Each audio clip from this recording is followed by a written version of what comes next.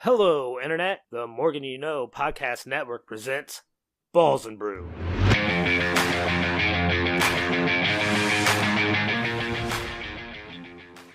Good evening to those of you joining us live. Thank you to those of you checking in later, either on YouTube or in podcast format. We appreciate you taking some of your time to spend it with us. Let's light this candle.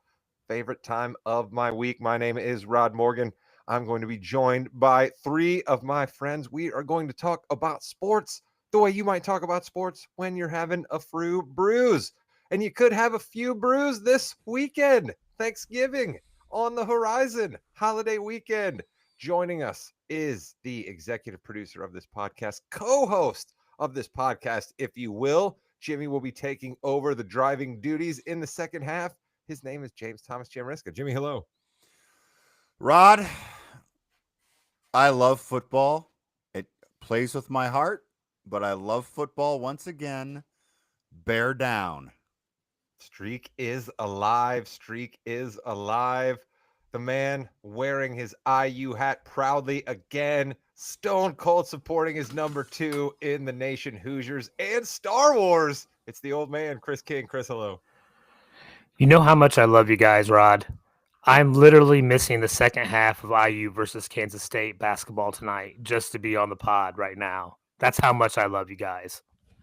I appreciate that, but I almost think that Thanksgiving is more to blame here than it is just how much you love us. We'll leave the listeners to decide which one is more the reason why we're going on a Tuesday night. But we can't podcast and talk about the NFL, which we will here shortly after we get to the cold open question, without our football handicapper, our man that knows the percentages, our man that says DFS more than anybody else in America. His name is Josh Williams. Josh, hello. What's up, boys? I am also missing the second half of the IU Kansas State game, so that's something me and Chris have in common. But went 1-1 against the spread last week, and ironically, both my teams went down 21-0. So not exactly how I wanted it to go right off the bat. But props to Chris's Cowboys; they came back and actually won that game, so they covered. The Sunday night game was brutal. I apologize to all the Baker enthusiasts out there. I probably jinxed Tampa and Baker with the separated shoulder there. And that was ugly. That was an ugly Sunday night game. So I had no chance right from the start in that game. So we'll try to get back going here this week, 2-0. Let's go. Things have been getting a little bit ugly for Tampa Bay. We'll see if that comes up when we get to football. But we start with the cold open question of the week. Always some fun to be had at the beginning of the show. Thanksgiving is around the corner. Happy Thanksgiving to you and yours. Perhaps you're listening to this episode now on your way to Thanksgiving or on your way back. Maybe you're about to fall asleep because you're having a food hangover. We appreciate it. But if we're talking Thanksgiving, let's go back to the first Thanksgiving and let's find out how smart these three gentlemen are right here about some facts about the first ever Thanksgiving in America. Hey, whoa. Williams and I need odds.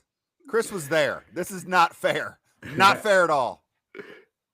That's a very good point, Jimmy. I also wonder if you and I being pilgrims at one point in our life actually helps us to be a little bit better at this, right? Graduates of Plymouth High School. We are proud pilgrims ourselves. Perhaps that puts us at advantage. Let's go to Williams here, our odds maker. Williams, what are the odds that Chris wins this or the odds that Jimmy or I? Well, actually, I'm out because I have the answers in front of me, but you know what I mean? The actual pilgrim, which one?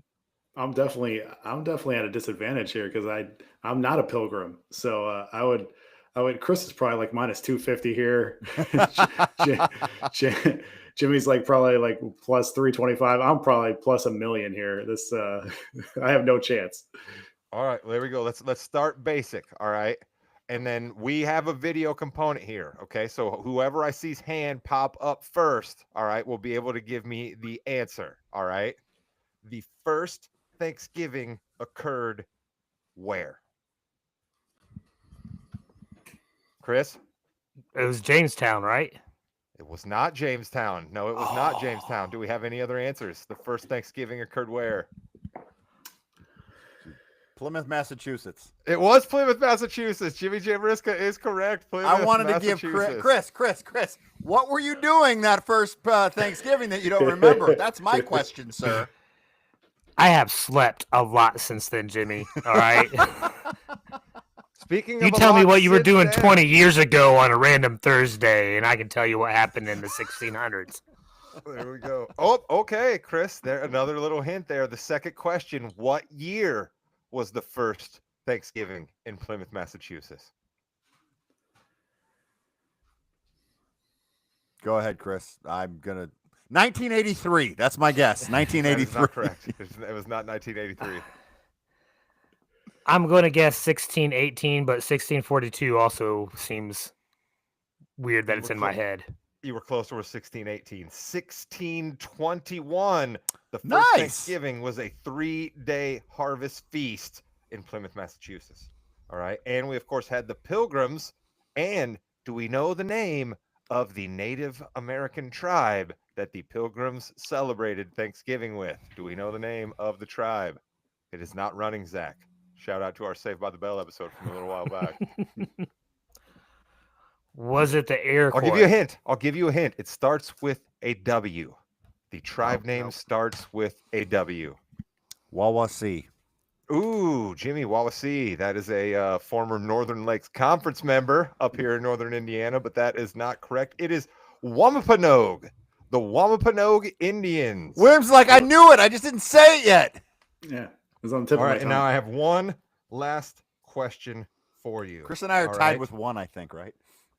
Do you know the name of the governor of the Pilgrims and the leader of the Indians that signed the peace treaty that brought about the first ever Thanksgiving? I'll take either one, the name of the Indian leader or the governor of the Pilgrim colony in Massachusetts.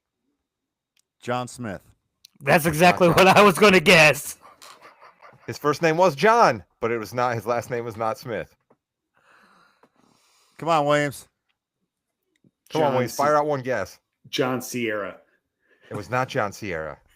In March 1621, Governor John Carver and Massasoit signed a peace treaty that lasted for over 50 years that pledged mutual protection, rules of conduct, and a political pact. But unfortunately, it deteriorated 40 years later when the Indian chief died. His son attacked the settlers. The settlers said, "This is garbage." And we all know what happened there. Got really, really bad for the Native Americans. But there you go. First Thanksgiving facts. Jimmy, did you think you'd do better at that? I'm surprised I got one. So I'm going to take my tie. I'm fine with that. Chris, now, do you want me to give you the way that you were actually somewhat possibly correct, Chris? Do you want me to give you that? You can give it to me since I was closest without going over. I think you were right. That's you missed it by 4 years. I think it was fine. 3. Historians note that earlier recorded Thanksgiving services were held in North America, including Berkeley Hundred, Virginia in 1619. So, all right, Chris, your 1618 was real close there, okay? And there were even reports that there were a type of Thanksgiving situation in 1607 in Jamestown with none other than John Smith. So we both got 2. I think. So I get mixed up by confusing harvest festivals with Thanksgiving because they're essentially the same thing. There you go. So that's your fun facts about Thanksgiving. And Jimmy, the reason I did that, right, is because anybody can say, "What's your favorite Thanksgiving side?" That's never been done on a podcast before. You know what I mean? Like I asked you guys on a year before, I believe it was last year, come up with a different Thanksgiving centerpiece meal, right? Like we're running out of things to do here, Jimmy. We've been podcasting for years now. This is the best I could do. I think this is episode 388 or something like that. So yeah, we've been do the math on that. We're consistent, people. That's right. There's a few Thanksgivings that we've gone over, but we're happy to be here again. Let's do what we do best on Thanksgiving time, talk football. Our 3 teams were involved in probably the 3 games of the weekend. Let's start with the one that was frankly the most fun because none of us are Eagles fans. How about them Cowboys, Chris? Let's go. Come on. Right? You can't count us out. And who would have thought that it would have been our defense that helped and stepped up in that second half, right? I didn't think that we were going to shut them down like that. I was disheartened. During during halftime hit at the end of the second quarter. I went to work to do a couple little things before halftime was over, right? That's how upset I was. And thankfully I decided to come back because what a second half and what some unbelievable catches that we saw in that fourth quarter too. So I got to admit, I started getting a little bit bored with games, and I fired up my PlayStation, and I got a little bit of my 2K going. But I had the Cowboys Eagles game going over on the side TV with no volume, Jimmy. And I kept noticing, I was like, every time I look up, I'm like, it actually seems like the Cowboys are kind of moving the ball. Like, I don't understand why the Eagles are winning this thing here. And so I wasn't really all that surprised when the Cowboys came back at the end. Were you? It kind of feels like this is the way they are now. No, I didn't at all because I was the same way. It was on, but we were kind of doing other things, and I kept looking, and it's like, and Dak did it again, and they did it again, and that's who they are. They just have the offense, and for whatever reason, the Eagles just didn't do anything. They had a couple of really bad turnovers, and nothing went their way. It was really, really bad. You guys didn't watch the first half because the first half is the complete opposite of what you're describing, right?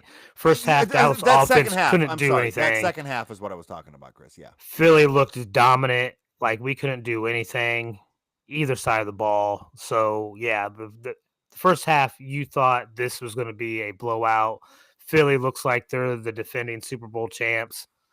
But, nope. Williams, how about them Cowboys? Here. There you go. Yeah, there you go. Williams, you're the handicapper here. Is this game saying more about the Cowboys possibly making a late season run, or should people be a little bit worried about the Eagles as one of the dominant teams in the NFC? That's a very, very good question. I think a little bit of both. I would be higher on the Cowboys if their schedule wasn't so tough here coming up. But I mentioned last week that they had 3 straight games against teams that had won 14 games last year, first time in NFL history. And I thought that their best chance to win one of those games was against Philly, just because I liked what I saw in that previous week's game against the Raiders. I know the Raiders are terrible, but I don't know. The Cowboys just look super focused. It was probably they wanted to show out for their fallen teammate. But when was the last time you said something about the Cowboys that they were focused? You know, they have talent on offense, but usually under Mike McCarthy, you know how many penalties they had all the time. They were just so sloppy. And that Raiders game, I was super impressed by how focused they looked. And then they came out, and Chris was right. The first quarter and a half, they were terrible against Philly. They're making all kinds of mistakes. But I never really thought that that game was out of hand, because we've seen this Philadelphia offense go into just a shell of themselves in the second half before. And I still don't trust Philly's offensive coordinator. He's just not doing a good job getting the ball to where it needs to go. So I don't know, man. I think Philly has some issues, but that defense is going to keep them in some games. And Dallas, with Quinnen Williams, has improved the rushing defense and a few other things. So I think Dallas has a chance to sneak in the playoffs here, but Philly will probably still end up as a 2 seed. And so they're going to be tough, especially if you have to go into Philly and beat them. Yeah, Philly showed us last year that you don't want to necessarily lock in what they're like now. They're going to maybe possibly become a different team when we hit those playoff games. So speaking of playoff games, and speaking of an offense just absolutely falling apart and being a different team in the second half, Jimmy Jam, I think I know that Chris is still going to be waving his cheerleader flag here for the Colts no matter what, but I got to be honest, I'm a little worried about the performance we've seen out of the Colts these last couple of weeks, right? Just some things look off, and you got to say to yourself, at least I am, we're going to start playing much better teams. The Colts schedule gets pretty tough here the rest of the year out. I'm a little bit worried. Jimmy Jam, how about you? I'm worried about the play calling, honestly, with Shane Steichen in that fourth quarter and overtime. You want to – there was a point where they could have let about a minute and a half go off the clock, and they only let like 30 seconds. They weren't handing the ball to Taylor at the end of the game. You don't really want Danny Dimes thrown outside very much. It really did worry me because I thought that's how they were going to start the game. They started the game a lot different. They came out, it's like, oh, they should win this game easily. But you always know it doesn't matter with Patrick Mahomes. He's going to get 5 roughing the passer calls, which, oh my goodness, first of all, like in general, like I'm not a homer, but come on, some of those. So I was really more worried about the play calling, though. I didn't like that. Williams, that's he said play calling. I was going to come to Chris, but we'll let Chris be the hammer on this one. I'm coming to you since Jimmy brought up play calling there. Should we be worried? Because Jonathan Taylor's not looked incredibly great the last couple of weeks either. You know, this Colts offense just is a little bit stagnant. Have people caught up to him? Is it Steichen making bad calls? What are we doing? No, I mean they want to set up. They actually pass a lot to get a lead, and then if you look at JT's stats, man, JT's touchdown stats, he tears it up in the second half. So if you dive deep into Steichen's play calling, I think you'd be pretty pleased with it if you compared it to the other 32 offensive coordinators. I know what Jimmy's talking about, but I this is the second time now where I have upgraded. I'm opposite of you, Rod. I'm super high on this Colts team now. Second time that I've upgraded the Colts after a loss. And I think the two best minds in this game were Lou Amaruno and Steve Spagnuolo. I think they took over this game. And if you're a Colts fan, you got to feel real good about the history of Lou Amaruno versus Patrick Mahomes. Remember the AFC Championship game in 2020 on the road in KC with Cincy. Mahomes dropped back 39 times. This is when the Chiefs' offense was rolling with Tyreek. They held Mahomes to 275 yards and picked him off 2 times en route to an OT win on the road. And Lou Amaruno has played Mahomes 7 times. He's only blitzed 14% of the time in those games. Like, he knows how to maneuver around Mahomes. It may not always result in a victory, but those games are always close, man. And I think he has had the blueprint to slow down Mahomes. You don't blitz him. You only rush 2, 3, maybe 4. And I don't know. To me, there's 3 teams that could go to the Super Bowl from the AFC, and that's the Kansas City Chiefs, that's the Denver Broncos, and that is your Indianapolis Colts. Those are the only 3 teams, in my opinion, that are going to the Super Bowl from the AFC. All right, that's why Josh Williams is the handicapper, folks. He can go to the defensive coordinator. He can call up past performances the defensive coordinator has against the quarterback. That's all well and good. I see a couple big differences between the Lou Anarumo coach team in 2020 and this team. And it's not just the fact that one was orange and black and this one is blue and white. That one had Joey Burrow as the quarterback side of his defense, and this one has Danny Dimes. Chris, tell me why I should not be worried about Danny Dimes possibly turning into a pumpkin here. I think it's realistic, Rob, that we're going to see probably one more bad game, right? But I think that's going to be the exception. I think we've seen the norm, all right? They played in 11 games. We've seen him be bad once. Not great another time, right? But I have more of a problem with, and I'm going to agree with Jimmy here, that the play calling, especially in that fourth quarter, didn't jive up. I think JT only got 3 carries in the fourth quarter. If Sykin's calling those plays like Williams is saying, he needs to touch the ball even more than in that fourth quarter. Use up some of that time because we still had a lead. Well, we'll have plenty of time to think about Steichen's play calling moving forward. Williams, got to circle back for us before we move on to touch on your Bears. Well, I'm just saying, you have to give credit. Sometimes fans don't give enough credit to the other team's defense and their defense coordinator. The Chiefs are very good stopping the run. And so you have to think about that. Also, I know the Colts don't have Joe Burrow, but the Bengals, didn't have Shane Steichen. They had Joe Burrow and they had the terrible Zach Taylor. So Joe Burrow brought them into the Super Bowl. I think Shane Steichen is good enough to carry Indianapolis into the Super Bowl. Zach Taylor's like, what did I do? He's like, this guy Williams is always taking shots at me. We weren't even talking about me, and somehow I got to get shots in there. Is that Zach Taylor and Arthur Smith? They need to go. Come on, dude. We got to get them out of the league. There we go. Arthur Smith, he was playing against your Bears with his Steelers and your Bears. They just followed the same game script. Just have everybody on the edge of their absolute seats and pull one out of their butts at the end. They out Steelers the Steelers, Jimmy. They out Steelers the Steelers. You know, I love Caleb Williams. I love him. I think he's great. He's in his second year. His 23rd start, 24th start. How in the hell are you throwing that ball when you're in the end zone? It was so funny. I was watching like, I don't like when he's back there like that. And what does he do? Here's a touchdown for you. So we almost gave that away. I want to shout out, though, the linebackers. We had none, okay? All of our linebackers were hurt. Had to bring him in. The two leading tacklers, two linebackers off the street. They were on the team, but 29 tackles between two of our new linebackers. How about that? That was amazing. The running game wasn't on as much as it has been. It's weird. They ran the ball 25 times. DeAndre Swift had only got, I think, 4 or 5 carries. Not there. He got 8 carries. Sorry. He got 8 carries. So that was strange. Big shout out, though. Final thing, and then I'll stop because I thought this was a really fun game. Mason Rudolph, huge run with under 2 minutes to go. Huge run. First down, puts him in field goal range. And we had a penalty that was illegal formation. And then they cut to a replay where Aaron Rodgers is on the sidelines. And Aaron Rodgers is like, it's illegal formation. And then they hike the ball and they call illegal formation. I thought that was kind of cool. So, Aaron, sorry you didn't get to play, but you did lose. Your team lost. So that's fine.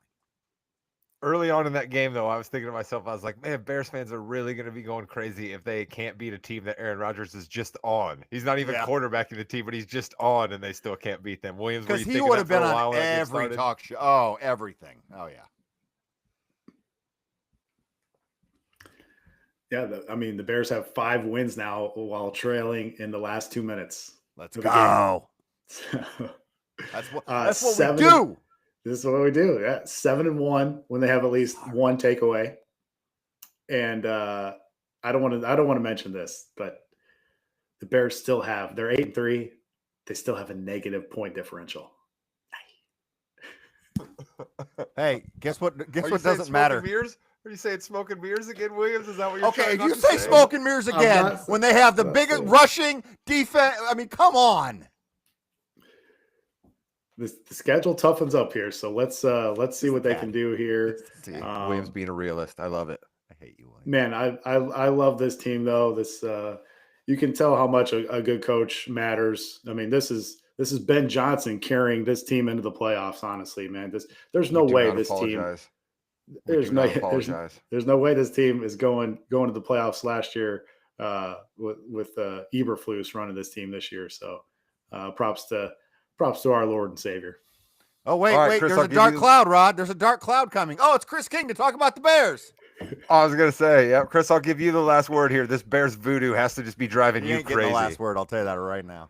Okay, just a couple things I wanted to point out. Yes, the Bears are second in the NFL in rushing yards per game, but they are also 27th in total yards on their defense, 21st on passing defense, 28th in rushing defense, 26th in scoring defense. They have something in common with the Patriots, Rod, another team that I really, really dislike, and that would be they have the 2 easiest schedules in the NFL right now, the Bears and the Patriots. Easiest schedule. No wonder they have 2 of the best records. You know why it's easiest schedule? Because they've beaten everybody, so their records go down. Says Chris King. Paper tiger. Yeah, you know what the Rams have been doing? Having a better record than the Bears, the 9th toughest schedule in the NFL. Yeah, and they're the Rams. They should be playing well. We're the Bears, Chris. We're not supposed to do this. LA Rams.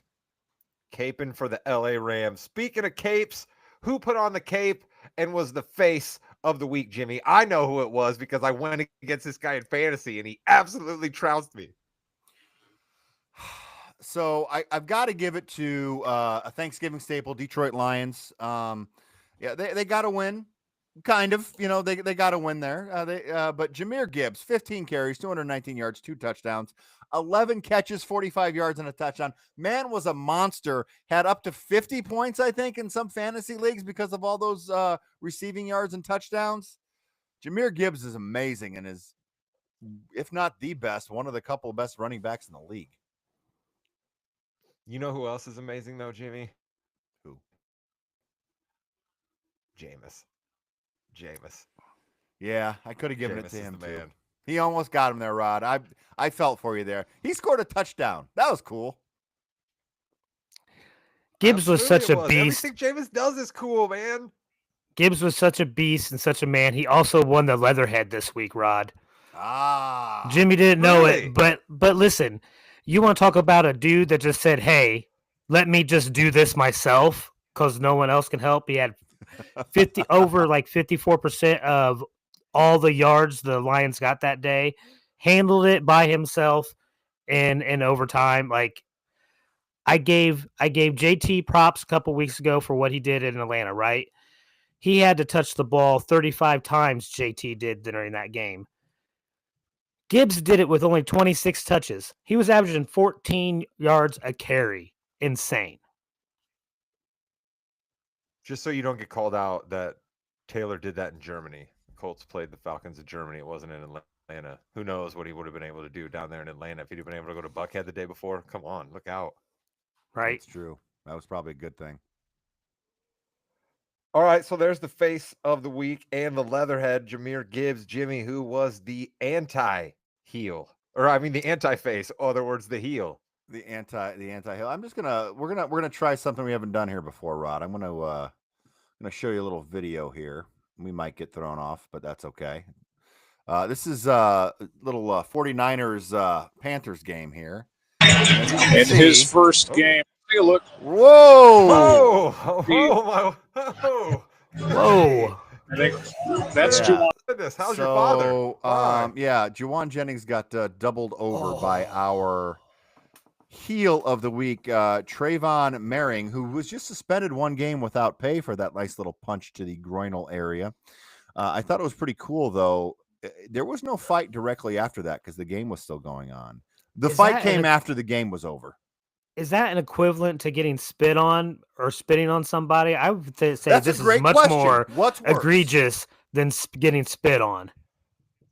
I mean, I agree completely. I mean, the whole disrespect thing is whatever. You know, people are idiots, but with the spitting. But this is you're going after something you know is going to hurt. I agree, Chris. I agree with Chris.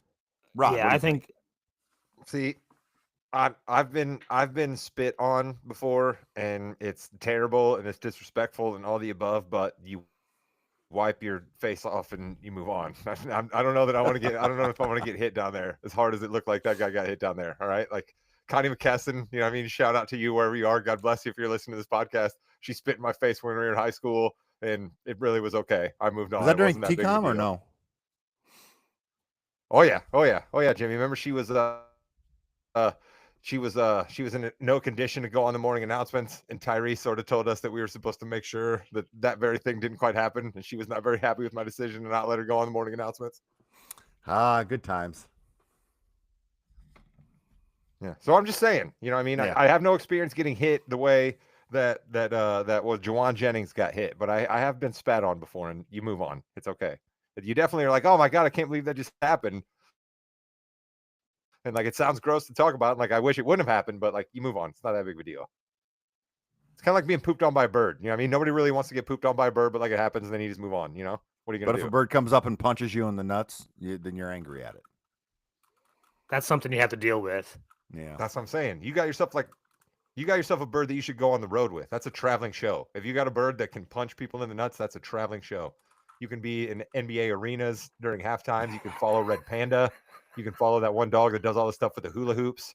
You can follow that one lady that balances on the ball. Have you seen her? You guys check out the halftime shows we'll talk about that during NBA. Yeah. My favorite part about this entire segment is Williams just sitting there saying, I don't want to talk about this. No, he definitely does not. But you know what Williams does want to talk about? He wants to talk about somebody that's making foolish decisions, somebody that is going against the norm, somebody that has to be called out for foolishness. Are you serious? Williams is so excited he forgot to unmute his microphone. He's thinking, Chris, are you serious talking about the Bears like that? Talk during the last part. But yes. That literally wanted to talk during the last part. He just left himself on mute. Oh man, my "Are you serious?" goes back to Chip Kelly from the Raiders, the former OC. It took him a whole half to figure out that we should not be hiking the ball from under center versus Miles Garrett and the behemoth that he is. And then they tried to chip Miles Garrett with the tiny Ashton Genty. And it's like, what are these offensive coordinators doing? You have to have heavy personnel versus an outstanding defensive line like Cleveland's. Put two tight ends in. You have two tight ends on your roster, if you believe it or not.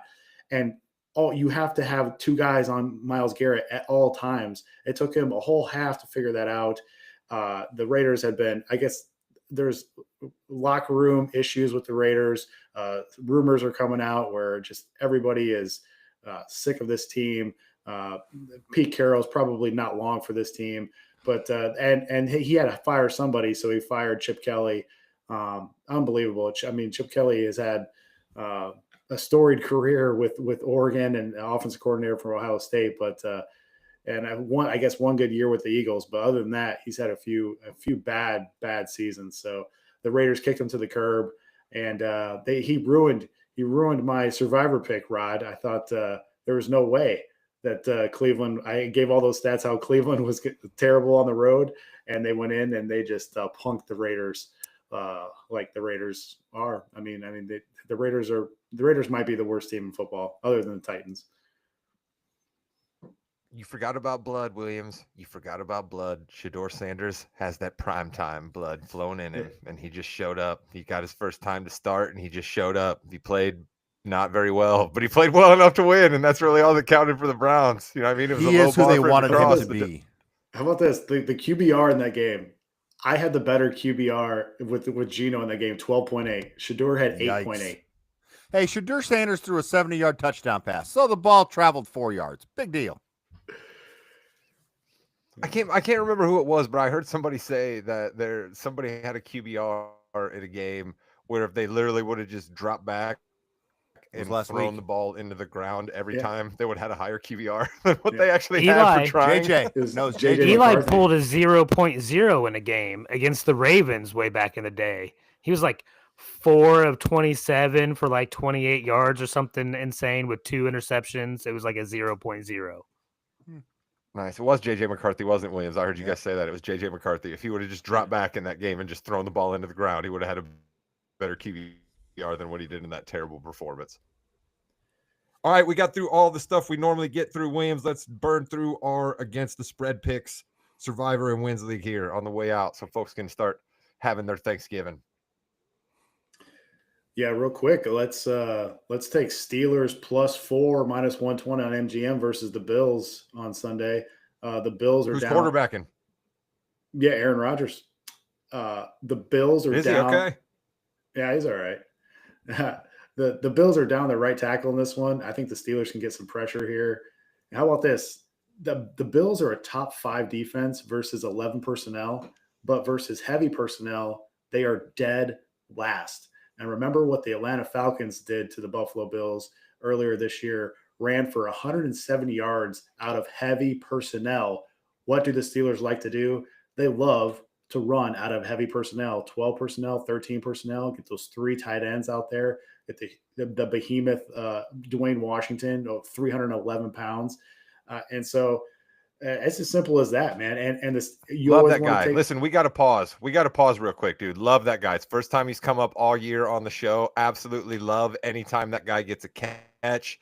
And everybody else loves anytime that guy makes a play, right? Because he's one of those guys. I talked earlier about how you can be watching a game on no sound. Anytime that guy makes a catch, we're going to go back to him on the sidelines, right? We're going to be then focusing in on him for the next couple of plays because the guys in the booth are clearly telling some story about him. He is a big-time favorite anytime that dude does something. Yeah, man. I mean, he's gigantic. He's gigantic, and I don't have to go over all the underdog stats of Tomlin here. We've discussed that nonstop over this pod. So this is a little mini rah Tomlin spot too after coming off a loss in Chicago. So I think this Bills team is overrated.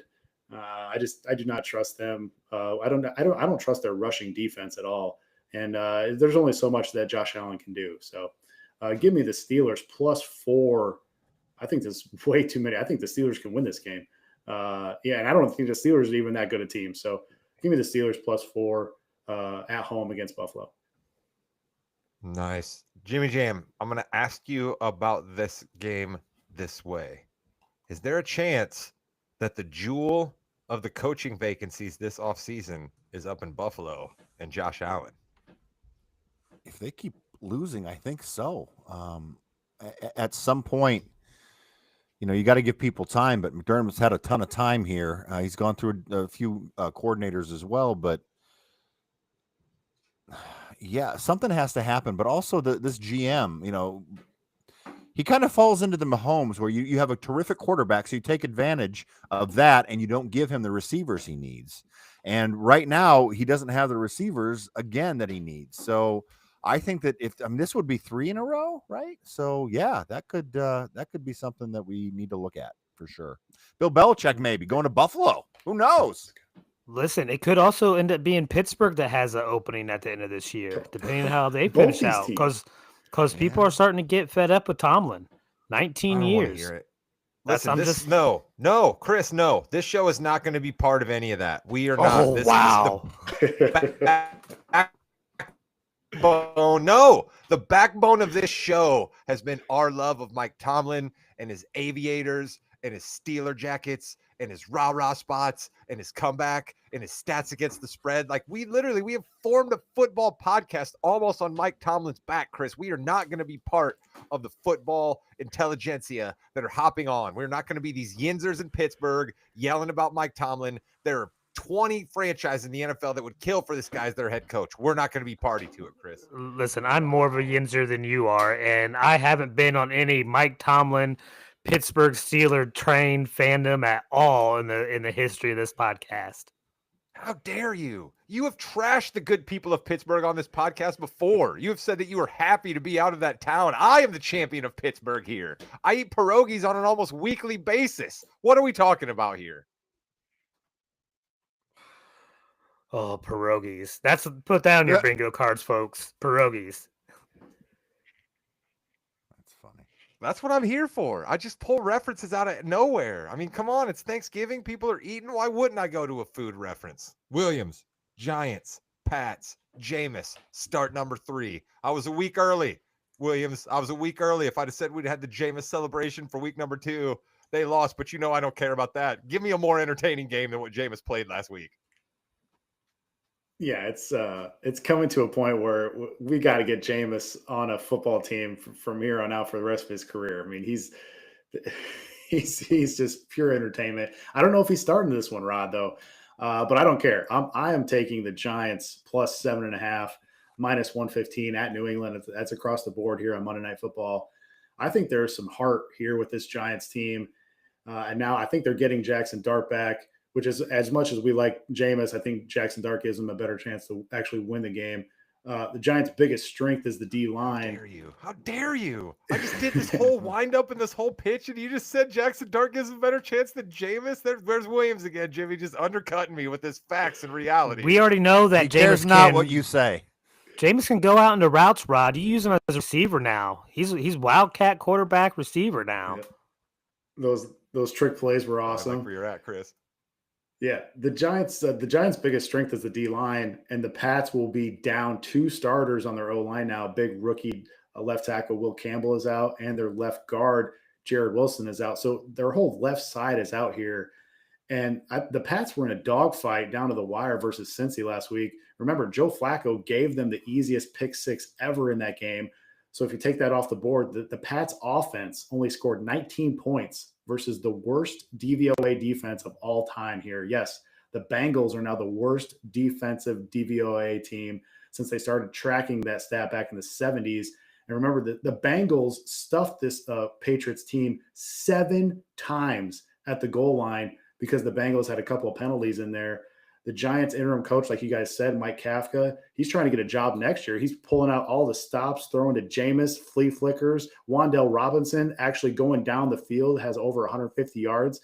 So I think the Giants are live here, man. I think this Patriots team. Chris said earlier they played a super easy schedule, and they obviously get another easy game here with the Giants. But I think the Giants are a much better team than 2-8. They've had 5 either or games, and they've all went against the Giants this year. So give me the Giants plus 7.5 in this one. I think that's too many points on Monday Night Football. See, Jim Williams just said it right there, right? You're only close in horseshoes and hand grenades, but Williams just said it right there, right? You give me 5 of those Giants games to go my way. They got 7 wins, and all of a sudden I'm looking live on that prediction I made at the beginning of the year. I think there's some talent on this team. Listen, I went all in on the Pats because I decided that I really disliked Tom Brady and I really disliked Bill Belichick, and then I had nothing against the good people of New England, and Drake May seems like a nice fellow. So, I really went on all the Pats, but I agree. They're a bit of a paper champion, I think, here, Jimmy. What do you think? Giants live? They are live, but is this? I mean, the Pats are going to lose one of these next couple of games just because that they have to. Is this the game though that you're going to put all your money on to have them lose? I don't see it right now. I think Jameis can do a lot of great things, and he should be a starting quarterback. He's better than 10 quarterbacks that are going to start this weekend, no question about it. But I don't know if the Giants have enough because they do have a lot of injuries as well. Chris, your Patriots. You called them out earlier. What do you think about this game? He loves the Patriots. Oh, with so much of my black heart. No. Damn.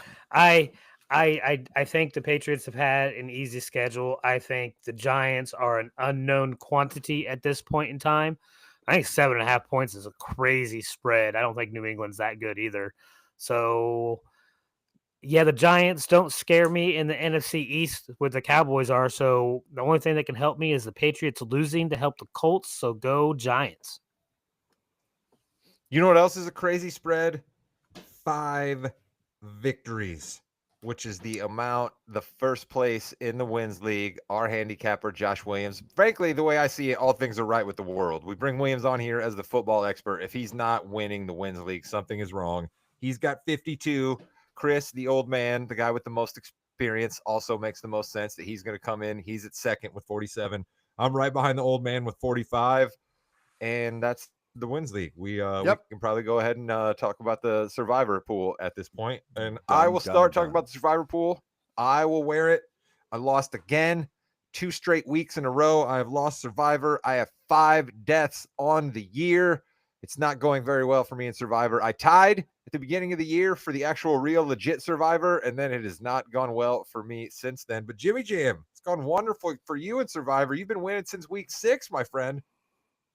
Yeah, I'm very, very excited about that. It's one thing I'm doing right. So let's continue this. It is getting a little bit more difficult, though, because there are so many teams I can't pick from because not all of us can pick one team twice like other people on the podcast can. So I'm going to go with Jimmy.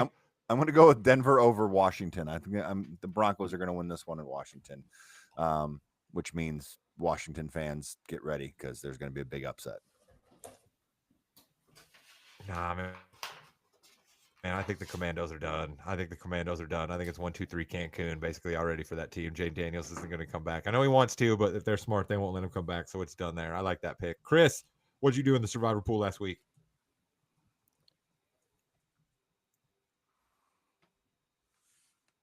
Chris is so excited he forgot to unmute. Oh, there you go. Sorry about that. Yep. I won again because I picked the 49ers, right? So that was I believe my 5th win. 1, 2, 3, 4, 5, 6. My 6th win in a row. I was also going to pick the Broncos, but since he beat me to them, I am going to take a team. I can't believe I'm going to do this. I just don't believe in Atlanta. I'm going to take the Jets to make it interesting. Wow, nice. I like it. Put your money where your mouth is, Chris. Chris, you are a better man than I. If I was tied with Jimmy right now on the kind of streak that you are, I would have just had the same pick as Jimmy, and I'd have said, we're riding or dying together, my friend. We're rolling into next week, or you and I are both going down. So you are a braver man than I, old man. I'm 2 up on him. Thank you. Well, he just said he had 6 in a row. I thought that's how many you had. He has 5. See, miscounting up 7. there again, Chris. Get some better reading glasses. This is garbage out no. of you. Nope. Unmute yourself at the right time and get better reading glasses. Yeah, see, yeah, it was. It's all right, Chris. You're good. You're good, buddy. Williams, how about you, bud? It's your survivor pick. Yeah, I was terrible last week with the Raiders. Yep. So I'm 8-4 now. Jimmy and Chris are tied at 9-3. I'm going to go with your Indianapolis Colts. Let's go. Get that win Okay. back. Colts over Texans. I like it. Colts are definitely going to have something to say with the AFC South. They got a bunch of division games the rest of the way. So they'll have their own, they can write their own ticket, so to speak, in the AFC South at least. Number 1 seed may have floated out the door. My pick is a bit of a wild one, but Jimmy said it there. He dug at me because I mistakenly picked the same team twice, didn't realize it. They didn't realize it either and didn't call me out for it until a week later, but it still ultimately is on me for picking the same team twice. So I'll wear that. I did it. But in an effort to make sure I don't do it again, I will pick a team that I'm certain I have not picked this year. I'm also fairly certain nobody has ever picked this team this year. They just kind of sneak by. Nobody talks about them, but they're kind of in the running for the NFC South. They've actually played pretty decent football for a couple weeks in a row, and a team that I think is riding a little high on the horse, getting a little full of themselves, getting really smoke blown up about the MVP chances of their quarterback. They're the number 1 team in the NFC. Guess what they're doing, Chris? They're doing something you don't like. They're flying all the way across from the West Coast to the East Coast to play a 1:00 game on Sunday in Carolina. So give me the Panthers over the Rams. This is the kind of pick you can make, Jimmy, when you've died as many times as I have. Again, the Rams are probably going to lose over the next few weeks. Is this the game you pick? The Panthers are very, very bad, but yet also are going to win the South now, I think. So I think that's kind of a fun pick. Williams, on the other hand, hated it so much he just left. He didn't even care. He certainly did. We didn't even get a chance to say goodbye to Williams. We didn't even get a chance to say happy Thanksgiving to him. But you know what, Jimmy? I guess that means we'll all wish Thanksgiving tidings to the listeners when we get done running the fast break and talking about wrestling. Let's go. Like, comment, and subscribe. Goodbye, Internet.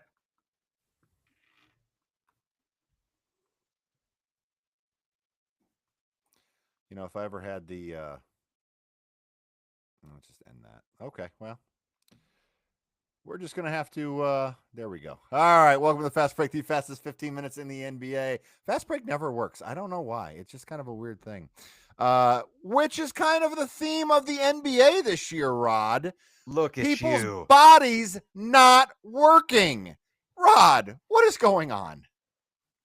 It really is becoming just an absolute scourge, isn't it? I mean, like, I would never fancy to come on here and tell anybody that I'm an absolute NBA expert, but I am definitely confident in saying that I like the NBA more than almost anybody that you know, right? Meaning the listener that's listening right now. I like the NBA almost better than anybody you know. And every night I turn on a game, Jimmy, and I'm like, who's that guy? Who's this guy? Like, I got a pretty good handle on like 7, 8 deep on a whole lot of teams in the NBA. And every night I turn on a game and I'm like, this guy's last name is Tucker. Who's that? This guy's last name is Johnson.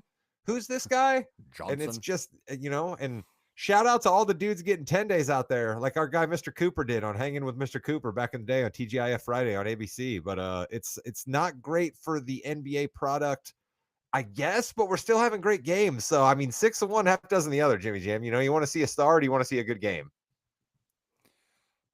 Can't we get both ever, Chris? I mean, you know, it goes back to our discussion last week, which we don't have to rehash as much, but it is kind of getting just really bad.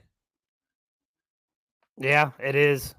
We've also seen teams get fined already for resting players who aren't injured at all, right? We saw it happen with the Cavs. So it's at least the games we're getting are good. Right, Rod? I mean, the games we're getting are good. Whether or not we know who these guys are or we haven't been familiar with their game, maybe for some of these people out there, they do recognize this kid because they went to hit their alma mater or their favorite school, right? Maybe that helps bring in a little bit more viewership to the NBA and small doses. I say more power to it. Give me guys and stay out on the floor consistently. How about that? I'll get behind that all the time. Sounds good to me. Let's talk about something else right now, Rod. Let's see if this works or not. We'll We see. have to do something about this situation. The momentum is dying. I don't understand no more distractions, but I do believe we should all follow one path in life. Hubris and ego and pride. Sorry, all that was a complete lie. I gotta admit, I'm a little bit conflicted about this week's Rod Nation. We're heading into Thanksgiving, right? There's a lot to be thankful for. I don't want to get too angry at anything. We just talked about all the injuries. That doesn't need to be rehashed in Rod Nation in any such way. And then we got what we hear in the NBA sometimes referred to as a revenge game. The Sacramento Kings were playing the Denver Nuggets. And somehow we were fed a storyline of Russell Westbrook has to get revenge against the Denver Nuggets. Well, the Kings happened to win this game, and Russell Westbrook did what Russell Westbrook does. If you look at the box score and see his 21 points and his 6 rebounds and his 11 assists, it seems like he had a good game. But if you dive a little bit deeper, you see that his true shooting percentage was not incredibly great. You see that his efficiency score was minus 13 for the game, so that the Nuggets were plus 13 over the Kings all the minutes he was out there on the floor. And then Russ proceeds to talk a little bit of smack and say, well, I don't want to be in a place that doesn't want me. And that was the last straw for me. Russ, I try to support you for going hard all the time and being a guy that wants to give it every 110% to win every game, every night. But Russ, you opted out of your contract, buddy. I'm sorry. I can't live in a world where you try to navigate a narrative that the Denver Nuggets threw you out of town when you voluntarily opted out of your contract to become a free agent. Like, I'm all for creating people that are against you to have the chip on your shoulder because you seem like that angry kind of athlete. But no, bud, you don't get to say you were thrown out of a place when you opted out and left freely on your own. I'm sorry. I can't deal with people crafting false narratives, Jimmy. I'll deal with a lot with Russell Westbrook, but I will not deal with that. So he gets Rod Nation this week. Chris, I forgot about that he opted out. That's amazing. Yeah, but when and how often does Russ make a whole lot of sense to begin with, right? People live in their own truths now, right? And maybe there was something below the surface between him. I mean, Denver did change coaches last year too, right? Maybe there was more stuff going on before that. Who knows, right? Who knows? And frankly, who cares? I don't necessarily care what Russ says anymore. I think he still plays hard. I still think he puts forth more effort than probably most NBA stars do now, right? But I'm not worried about what he's saying, right? I cared enough to make it and my Rod Nation. Should I be I offended that you just said you don't care anything about my Rod Nation? Should I be mad about that? no, Rod, because I am shocked and proud that you actually went and did some analytics, went and got his true shooting percentage and went and got some deep stats. Like, that's not you, Rod. You barely want to talk about somebody's stocks. And you're going his plus minuses and everything just to make sure you get your point across. Proud of you. Thank you, buddy. Russell Westbrook was in the 2008 NBA draft class. There are still, I think there's still actually 5 players. I don't think this person's still playing. This says there's still 6 players. As of 2024, end of the 2024 season, there were 6 players still in the league. Name one besides Russell Westbrook. 2008 NBA draft class. Andre Drummond? No. Klay He's been around Thompson? forever. Nope. Klay wasn't in that draft because Klay's an old guy too. Well, LeBron, but LeBron was an older draft. Yeah. CP3? CP3 was 2005. He's the only one in his draft class. Kevin Love? Steph Curry. Kevin Love is one of Kevin them. Kevin Love is still technically Nice. an NBA basketball player. No, he's actually getting a little run out in Utah. He's getting a little more run than my guy Filipowski. I'm not sure if I like it. Brooke Lopez, heard of him? Brooke. Robin. No, DeAndre Robin's not Jor- technically in anymore, is he? No, DeAndre Jordan. Oh, DeAndre. Oh yeah. Is Eric And then Gordon still on Middleton? the team? Was Middleton No. that draft? No. Middleton was a second rounder, even. Are you sure? Gordon was on the Clippers, the most recent. I remember. I don't know if he's still there or not. And is Batum still? Yeah, I guess so. Yeah, Batum. Yeah, who Batum's knows? a Clipper. Yeah. So yeah, those are the guys that are How still in about the that? league. Pretty cool, huh?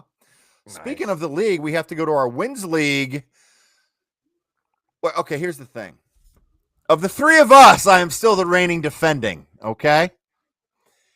The wins league is awesome this year because we have 5 different teams. Rod, Chris, and Derek are all tied at 48 wins. Unbelievable that you're all tied with 48. I have 55, and the greatest fantasy manager of all time, Wu-Tang, has 61 wins. Fueled, Rod, by his Detroit Pistons second-round pick. I think that was a good pick by him. How many have they won in a row now? You know what else he's fueled by? I'm pretty sure I gave him 13. The Suns. You did give him the Suns, which is not very good because that's killing them right there. That's 11 wins for the Suns. Yeah, that was really and then the teams I picked, like honestly, the Wins League was not my brightest shining moment for me in my NBA takery. Actually, the Heat, your last round pick, has 12 wins. They got the most wins of your entire team. Chris, have you had a chance to watch the Heat? Do you like their new style? And Tyler Hero's coming back. I haven't been able to watch the Heat much at all, unfortunately. They are I've been real Pacer centric more than anything, Jimmy. Right? As bad as we've What are you been. doing? What are you doing? All you Pacers fans need to stop. You guys need to stop. All right, just stop. No, we're looking fans, at- Rod. We No. don't jump from team No. to team like No, some people It's do. not jumping from team to team. I didn't tell you to just scorn the Pacers. I said stop torturing yourself by watching this year's roster that's going absolutely nowhere, full of dudes who are signing 10-day contracts. What's the point?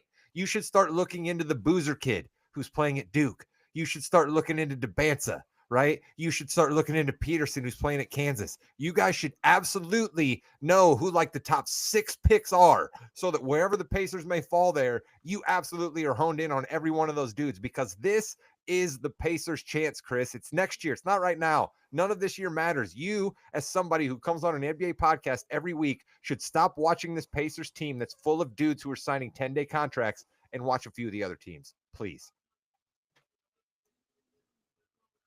No. I'm a fan, Rod. I'm going to watch my Pacers. Rod goes on a diatribe for 2 minutes, and Chris responds with, no. I see both, Rod, because you do want to watch your team, you want to support, but you also have to realize that they really do need to lose a decent amount. So at least, they're one of the 5 worst teams in the league, and right now they're the second worst team because the Wizards are just god-awful. If any team deserves to win the lottery, it's the Indiana Pacers. And coming back next year, when you have everybody back healthy, maybe, that's a team to reckon with, don't you think, Rod? I agree with you, Jimmy, but I think we're going to need to have our guy Dax Storm, who really is the resident Pacer fan around here, season ticket holder, because Dax seems more of the belief he wants to just trade the first round pick and get the Pacers a legitimate center and just absolutely roll it back with the team from last year and the team that they have this year, and then just bring Tyrese back. And I'm like, no, Dax, you're the Pacers. You need to stack talent. You want a top 3 pick, and go ahead and make that pick and get a center some other way. So who knows what Pacers fans actually truly want, Jimmy? You do not want AD on the Pacers. Come on. Please. Want Right, Giannis Chris? on the I'd say. Pacers. Giannis.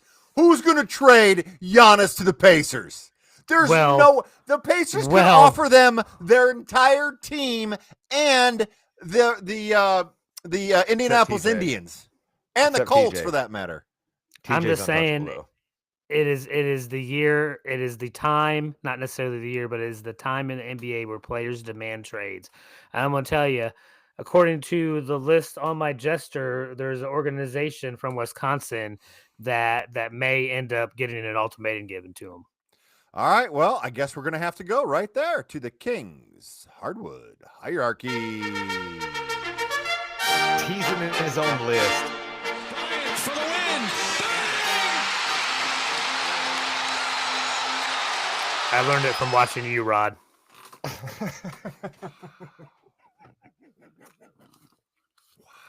All right.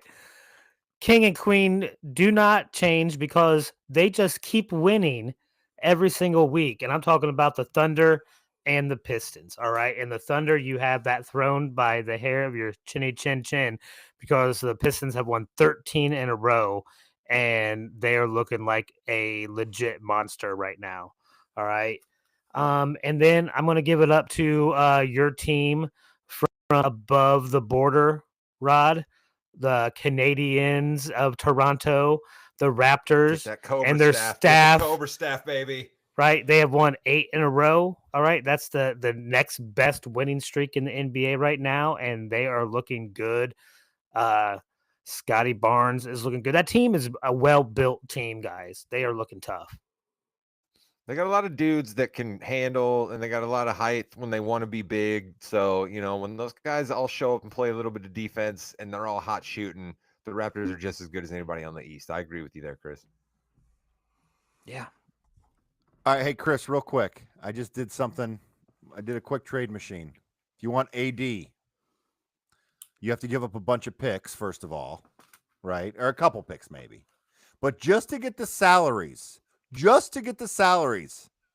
have to give up Obi Toppin, TJ McConnell, Benedict Mathurin, Juris Walker, Ben Shepherd, and Johnny Furphy. See, Furphy and McConnell are off the table for me, untradeable. Yep, that's 6 for 1. Is it worth it? Not to get AD. I don't want AD. Good, I'm glad. No, I do agree we need a center, a legit Do center. you agree that Johnny Furphy needs more minutes? Probably. You More think if his opportunity. name Why are we wasn't not playing Johnny Johnny Furphy, Furphy? he'd get more minutes? Why are we giving Garrison Miller? I mean, God bless him, Valid. but he's in off a 10-day. Why are we giving that guy minutes and not giving minutes to Furphy? Furphy was a freaking first-round draft pick. Like, what are we doing? We don't see practice, Rod. There's got to be something going on in practice that we don't see. That's the only And thing it's I just can think of. over. Also, it's just over for Juris Walker. So, like, if I were the Pacers, I'd just trade him before you can't get anything for him. Because Before it's I always Patrick thought the Williams guy from had the a little bit Bulls. of bounce. Yeah. Yeah. I mean, he's Carlisle will not play that guy. So, No. Pacers should try to cut their losses with him too, man. It's over in Indiana. Dax, I'm sorry. I love you, buddy. You're welcome to come on the podcast and tell me I'm wrong, but it should be over for the Pacers. All right, Chris, who is your king again? The Thunder, Yes, OKC again. And your queen? Pistons, Your prince. and Toronto, and their Cobra staff. Toronto Cobras. And finally, your jester. It's Milwaukee. For multiple reasons, they're on a 5-game losing streak. They've only won 3 out of the last 10, and most of that time was with Giannis the last few games. They have not done near enough. They've made mistake after mistake in off seasons trying to build some sort of team around Giannis, and they just haven't been able to redo it. And they're going to lose him, I think, after this season. I think this is his last season in Milwaukee. It could Wild. be. I don't know about that. Coming down to I don't know Indy. about that Be a gesture call. pacer. That was one of the wilder gesture calls. Like, usually Chris likes to make it more about like what's actually happening on the court. Like, and I don't know how many Yeah, times they've in the lost past 5 he's- in a row. Yeah, but I don't know how many times in the past you've thrown a team under. It's like, hey, you guys, your best player just got hurt. Jester. Like, I don't know if you've ever done that to anybody before. That seems awful disingenuous to the good people up in Milwaukee. They got cheese curds up there. You want They got to? There's Pabst a Blue little Ribbon beer up caveat. there. Giannis is on my fantasy team, and maybe I took this a little bit personally. That's there all we I'm go. saying is that Milwaukee is the jester this week, Rod. Listen, it's Algonquin for the good land up there. They were the first city to elect a Democratic Socialist mayor. I mean, come on, Chris. There's big things happening in Wisconsin. Yeah, I'm pretty sure they were also the first state to had a city nominate and elect a cat for a mayor. I believe that happened in Wisconsin. So, good job. And with you that, telling you've me been that cat- listening. Look, was it Toonsis? Was it Toonsis, the cat who could drive? Was he also a governor? Did that happen? Did Toonsis ever wrestle? That's what the question is. I We'll take answer it my soon. rightful place at the head of the That was a table. deep SNL cut Believe right there. that. Oh, geez.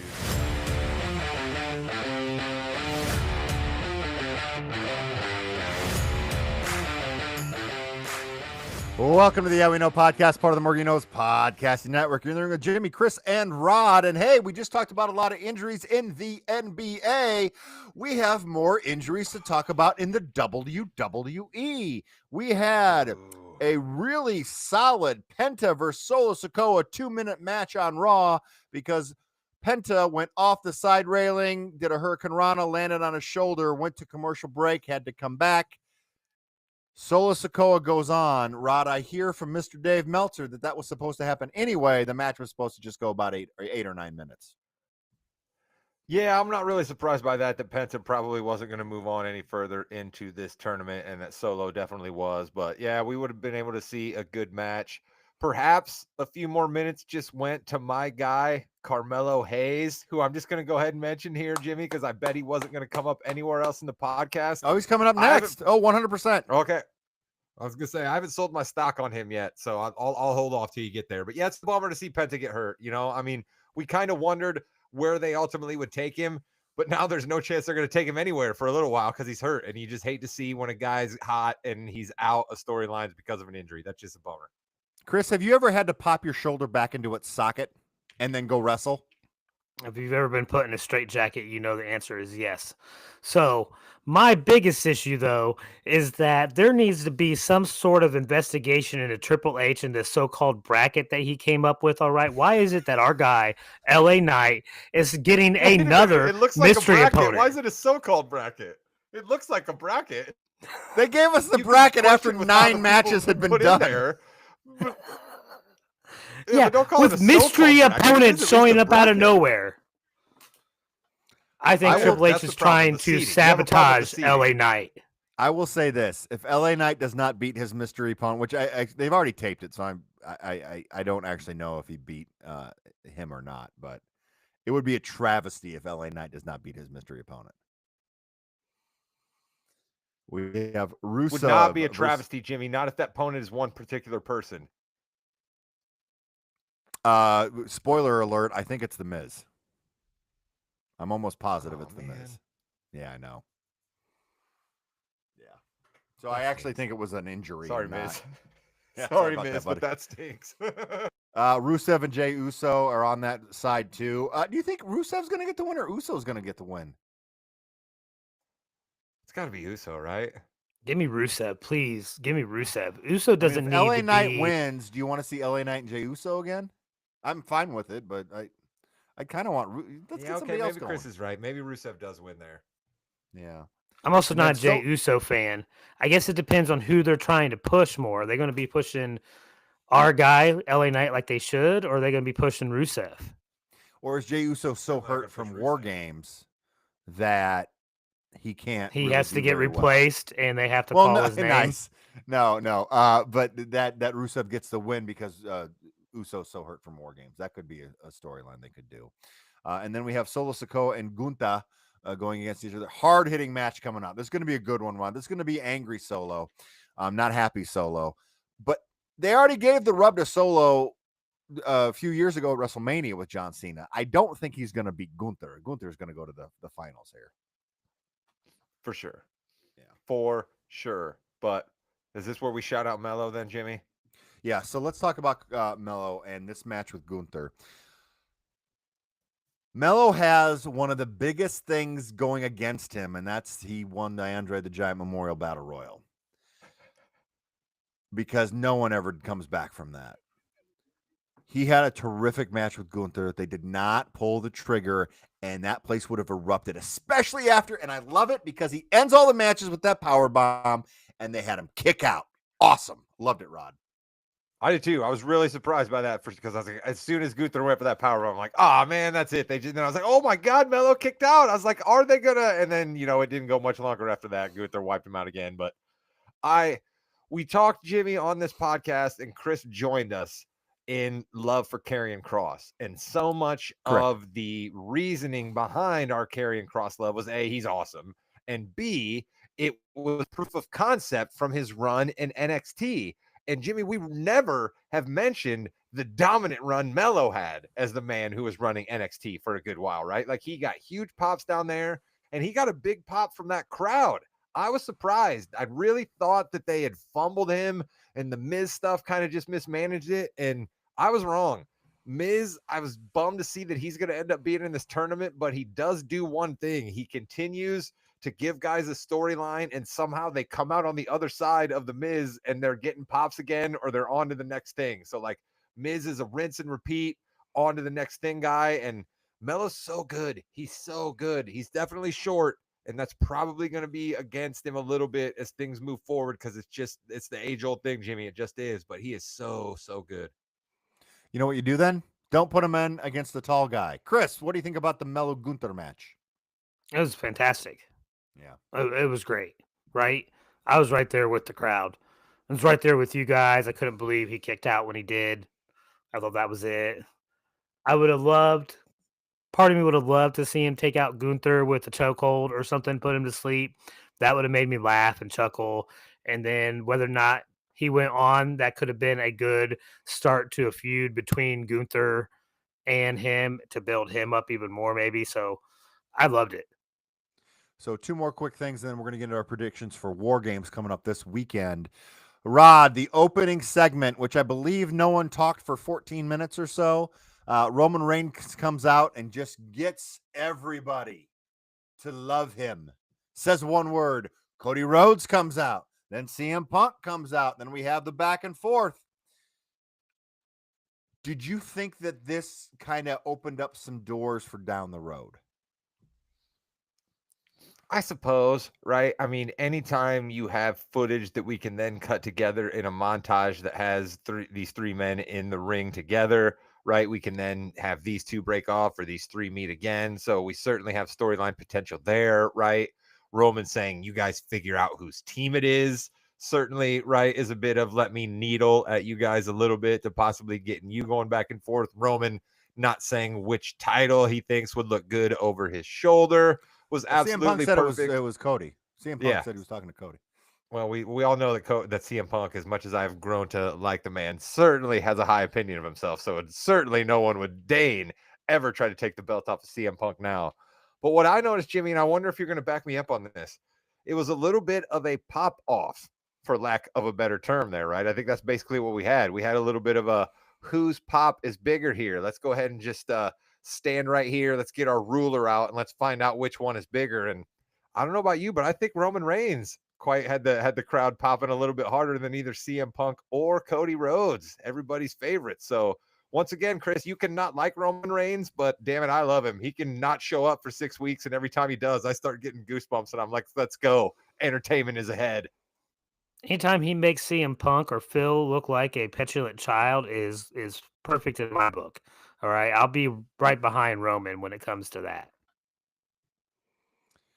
And then we had another promo that was about 30 years too late.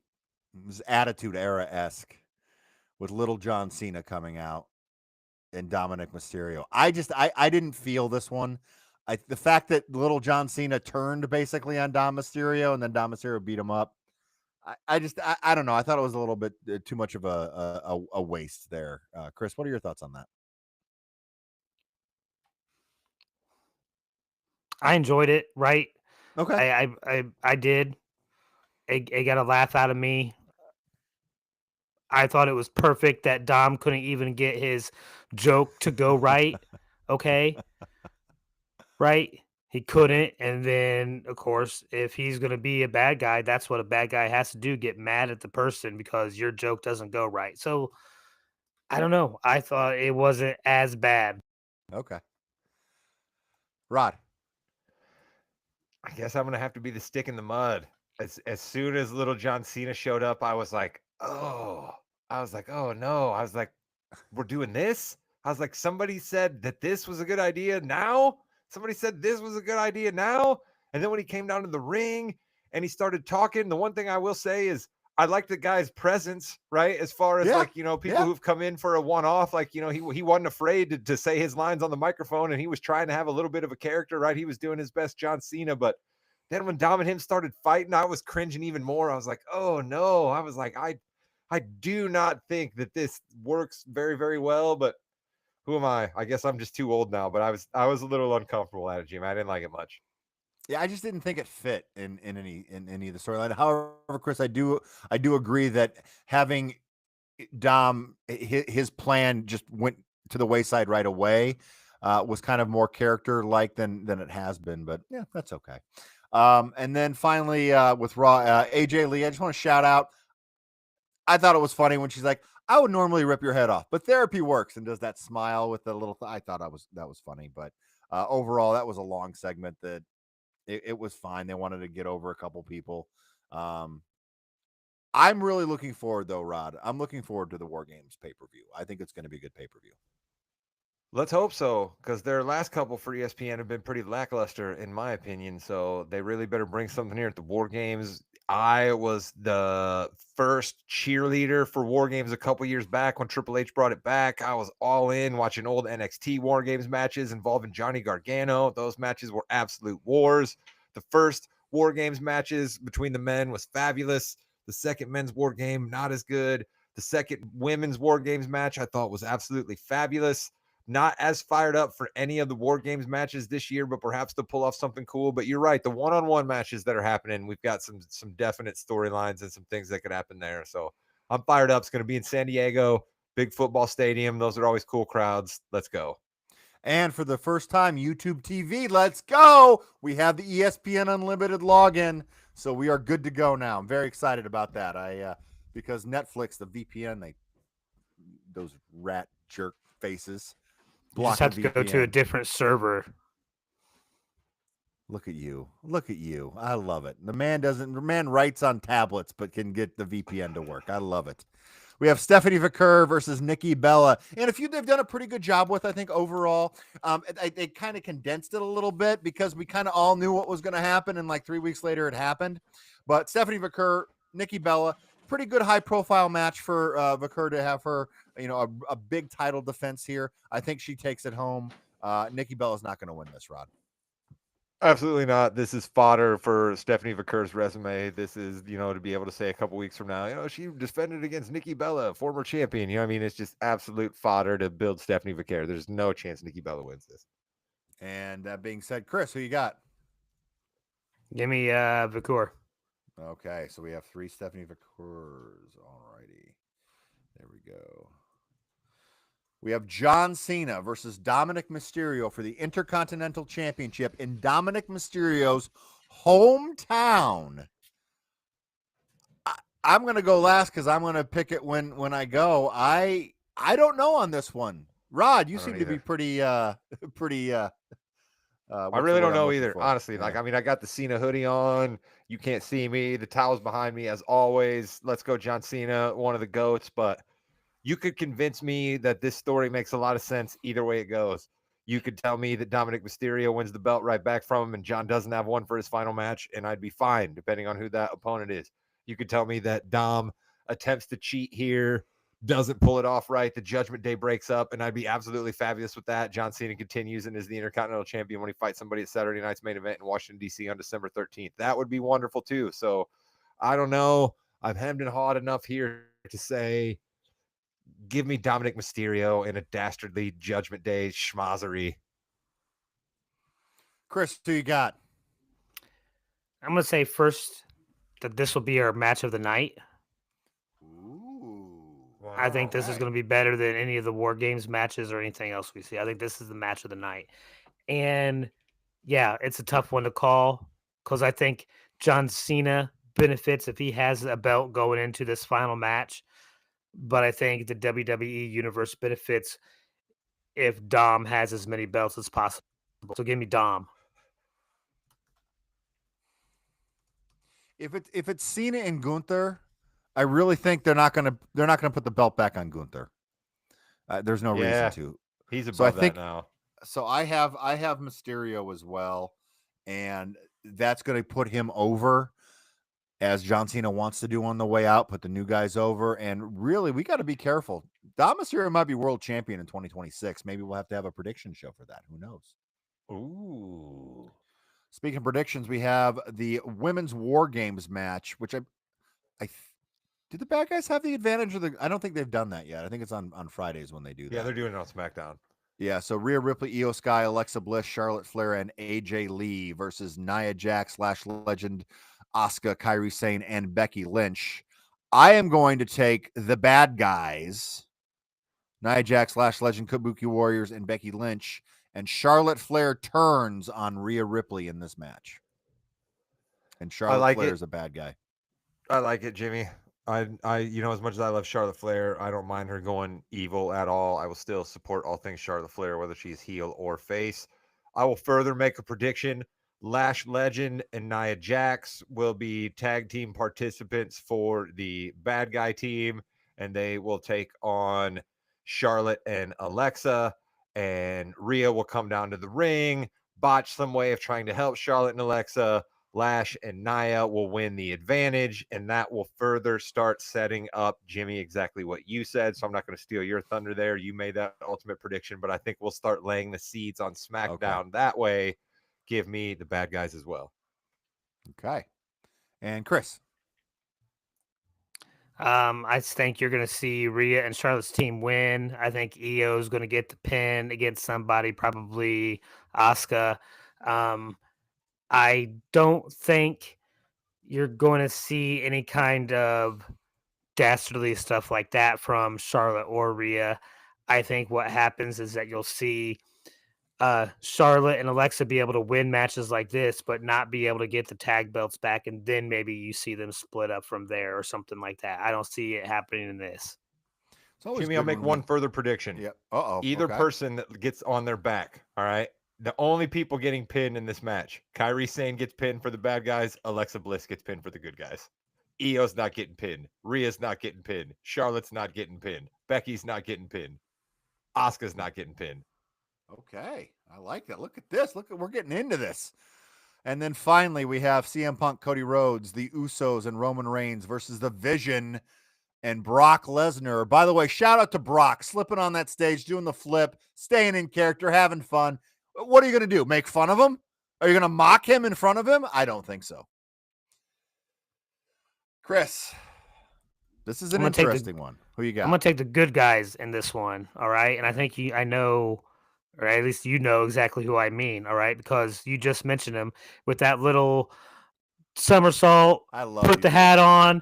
He single-handedly made this team the face of this match, all right? Give me Brock, Braun, Bronson, Drew, and Logan. Rod, gimmicks are something that we need to continue to have. And I love Chris, the good guy. He picks the good guys to win the Vision. He's in kayfabe at all times. You know what I mean, Jimmy? He absolutely never breaks kayfabe. You know what I mean? Like you meet Chris in the airport, he's gonna be Drew McIntyre as a face. You know what I mean? Like Chris just kayfabe all times. You know what I mean? He just absolutely never breaks. So you got to give it up to him on that. I continue to live in a world where I find it awfully hard to call someone who is dastardly feuding with the golden boy Cody Rhodes at the moment a face. But hey, listen, as Chris said earlier in our show, everybody lives their own truth these days. So Chris decides to live his own truth when it comes to Drew McIntyre, and that's fine. I don't want to break his worldview. All right. But what I do want to say is I agree with him, not that they are good guys, but that the bad guys will win the War Games match. I think Logan Paul is going to factor in pretty prominently here in the way that Jimmy was predicting Dominic Mysterio wins a belt in 2026. Perhaps somebody else on this podcast might tell you Logan Paul wins a heavyweight championship belt in 2026. Okay. So I think I made a mistake because I don't think they're going to have two bad guys win. You know, we got a lot of bad guys. Stephanie Vaquer wins is a good guy. But other than that, we've had all the other bad guys win. But I am going to pick the bad guys. And I'm going to pick, first of all, I'm going to say Brock Lesnar will be the last person in for his team. There is no way he's going in first. I will tell you that right now, which no one will take any action on that, I know. Roman Reigns is going to go for the Superman punch and punch CM Punk and cause Logan Paul to get the pinfall victory on CM Punk for this War Games match, setting up down the road Roman Reigns, CM Punk at WrestleMania. So you like Reigns Punk at WrestleMania. You don't think my guy's going to be back setting up the blood feud that they were trying to cook up? I don't think he's going to be back in time. Yeah, I guess Mania is just kind of 4 months away at this point, isn't it? Yeah. He might be, but yeah, it's tough. It sucks. I know. Okay, It so if that sucks. happens, who's Cody feuding with at WrestleMania then? Is he feuding with Brock again? Because clearly Brock's going to be there because they just showed us that, you know what I mean? The promo stuff. Braun The people's Breaker. true champion, Drew. Drew's not in that commercial, though. Yeah, that's true. Yeah, it could be. It could be Brock. But who's gonna? Yeah, and then you got to figure out who's gonna win the Rumble because you kind of want Braun to win the Rumble or come close. Maybe not yet. Maybe this is like Roman Reigns that year that everyone wanted him to win, but Batista won. Maybe then he wins the next year after that. Why can't And we got to Reigns remember win the Rumble. Huh? Why can't Reigns win the Rumble? He could easily win the Rumble to go on. Yeah, he could. And then you have a month of who's he gonna pick. Yeah. Yeah, you Because could. we already laid the seeds for that. Yeah. I mean, if Punk's going to roll in with the belt and Cody's going to roll in with the belt, clearly we know that Drew McIntyre is not going to get any respect from management. Chris and I mean this, and I have all respect for Drew McIntyre, the performer. So clearly he's not going to get the respect because they're not going to do it. LA Knight's not going to get it. So who's it going to be? I mean, honestly, who's it going to be? It's got to be Roman, doesn't it? I know. Gunther. Or is it Dom? Or is it Dom? Does Dom win? Does Dom win? And then that just go, yes, that could happen. Logan's going to be in the Royal Rumble as well. Yeah. Oh, yeah. You know Logan Paul's going to be there. All right. See, that's what I mean, Jimmy. That's why I think you're right. War Games is going to be a pretty darn good pay-per-view. I think the folks at ESPN are going to be happy about it because we're going to start getting our way to maybe seeing through the dark muck and the fog to possibly the lighted path that is WrestleMania Vegas. And with that, you've been listening to the Yeah We Know podcast, part of the Morgan Knows Podcasting Network. In the ring with Jimmy, Chris, and Rod. Goodbye, net. Yeah. Chelsea Green, Ethan Page,